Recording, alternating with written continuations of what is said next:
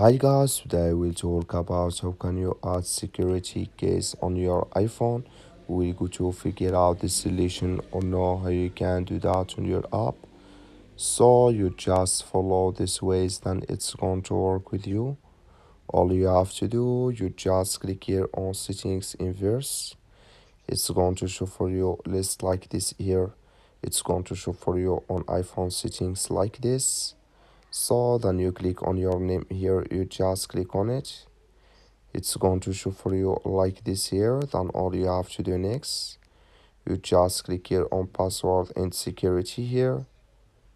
So then you come to next step here, you click here on security case, just click on it. You click here on add security case, you click here on OK. So then your device passcode it's going to require here.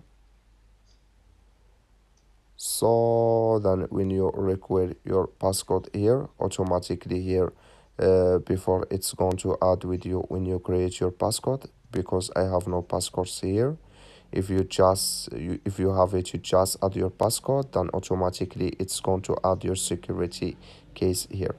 That's all. Thank you for watching. Don't forget to support us by liking and subscribe.